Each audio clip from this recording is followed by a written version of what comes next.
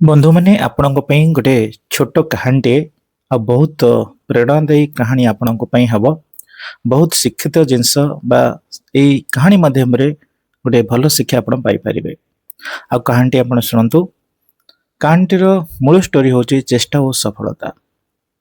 थरे गोटे गाँव में जड़े मूर्तिकार रोते से बहुत सुंदर मूर्ति तैयारी करते। दिने से जंगल को एक भल पत्थर खोजा गले। सेठे तांको दुईटी बड़ बड़ पत्थर मिलिला। से प्रथम पत्थरटी को नहीं निहाण और हातुड़ी पहार देवा आरंभ कले, किंतु पत्थरटी कहला मते बहुत कष्ट होउची, मते छाड़ी दियो।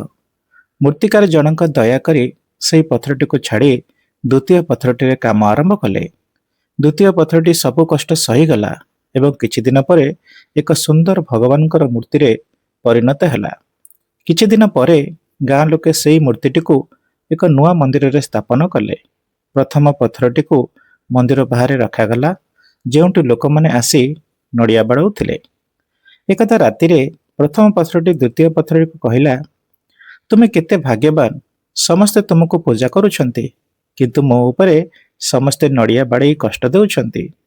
द्वितीय पत्थरटी हसी हसी कहला, जदि सेही दिन तुमे सेही अल्प कष्ट सही थांत, तेबे आजी तुमे मो जगह थांत। तुमे कष्ट को भय कल, तेणु आज सारा जीवन कष्ट पाउछ। बंधुगण, गोटे बड़ शिक्षा ये कहानी माध्यम मिली थाए।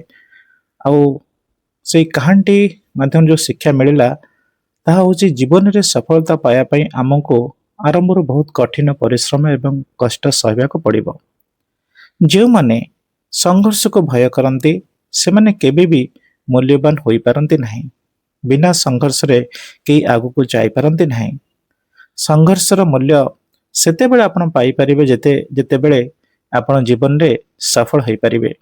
सेही मूर्तिटी कथा बा सेही पत्थरर कथा बहुत हृदयस्पर्शी अटे। कहीं जदि प्रथम पत्थरटी निजे कष्ट सही थांता, से भी सेही द्वितीय पत्थरर अवस्था भली मते तार हेई थांता, ताको मध्य मूर्ति करी लोक माने पूजा करि थांते। किंतु जेहेतु से कष्ट सहिबा को मना करिदेला, तेणु से मूर्तिकार ताको दयाकोरी छाड़ीदेले एवं ताहापरे द्वितीय पत्थरटी से कष्ट को सहीगला एवं द्वितीय पत्थरटी कष्ट सहिबा कारण ही से आज गोटे मूर्ति हिसाब रे बा प्रभुंकर मूर्ति बा भगवानकर मूर्ति हिसाब रे पूजा पाइला। तो बंधुगण, जीवन रे जदि आगु को बढ़िबा को अछि, जीवन रे सफल हेबा को अछि, बहुत बड़ लक्ष्य को मध्ये आपण साधन करिबा को चाहुचंती, तेबे जीवन रे मध्ये कष्ट सहिबा निहाती आवश्यक। बिना कष्ट बिना संघर्ष रे केबे भी आपण आगु को बढ़ी परिबेनी आ निज जीवन को मध्ये सफल करि परिबेनी। आ ये कहानी माध्यम रे गोटे बहुत बड़ प्रेरणा आम समस्त को मिलता है जे जीवन रे जीवन को सफलता माने करबा को हेले हमको कष्ट तो सहिबा को निश्चित पड़िबो। बिना कष्ट बिना संघर्ष रे आमे केही भी आगु को बढ़ी परिबानी, निज जीवन को मध्ये सफल करि परिबानी आ निजर लक्ष्य जहाँ भी अच्छी निजर स्वप्न जहाँ भी अच्छी ताको मध्ये पूर्ण करि परिबा नाही।